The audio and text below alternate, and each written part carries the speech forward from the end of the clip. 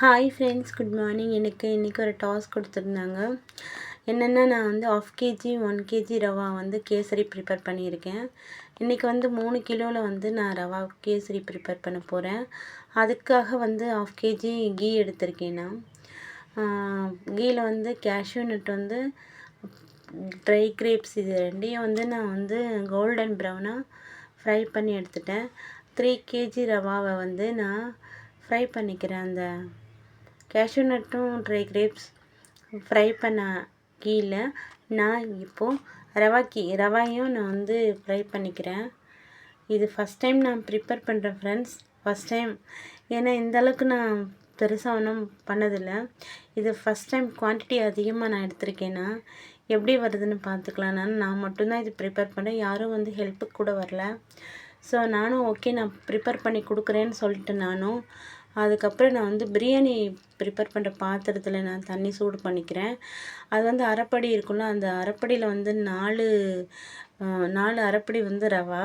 இதில் வந்து நான் 10 அரைப்படின்னு சொல்லுவாங்க, 10 அரைப்படிக்கு தண்ணி வச்சுருக்கேன். நான் 10 அரைப்படி 11 அரைப்படி தண்ணி வச்சுருக்கேன். 10 10:30க்கு மேலே தண்ணி வச்சுருக்கேன். அதுக்கு வந்து நல்லா கொதிச்சதுமே ரவாவை போட்டு ஒரு கையில் வந்து கடையிட்டே இருக்கணும். இந்த மாதிரி வரும். அந்த மாதிரி வந்ததுமே பார்த்தீங்கன்னா அது கூட சுகர் சேர்த்துக்கலாம். சுகரில் கொஞ்சம் பார்த்தீங்கன்னா ஏலக்காய் வந்து போட்டு சுகரில் கிரைண்ட் பண்ணி போடணும். ஏன்னா ஏலக்காய் அங்கங்கே இருந்தால் ஒரு சிலருக்கு பிடிக்காது. ஸோ வந்து வெற்றிகரமாக டாஸ்க் நான் வின் பண்ணிட்டேன். சூப்பராக இருந்துச்சு, டேஸ்ட் அட்டகாசமாக இருக்குதுன்னு சொன்னாங்க. செம்மையாக இருந்துச்சு. 3 kgயில் ஃபஸ்ட் டைம் நான் ரவா கேசரி ப்ரிப்பேர் பண்ணேன். எல்லோருமே கம வாசனையான கீ ரவா கேசரி ப்ரிப்பேர் பண்ணிட்டேன். எப்படி இருக்குது பாருங்கள் ஃப்ரெண்ட்ஸ், நீங்களே சொல்லுங்கள்.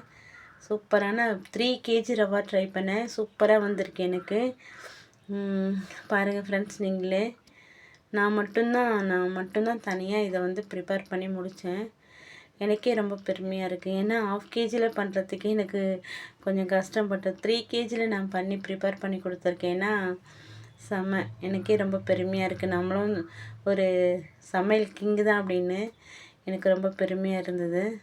ஸோ என்னாலேயும் முடியும், யாராலையும் முடியாதது ஒன்றும் இல்லை, எல்லாராலையும் முடியும். சரிங்களா? தேங்க்யூ ஃபார் வாட்சிங். Bye bye friends.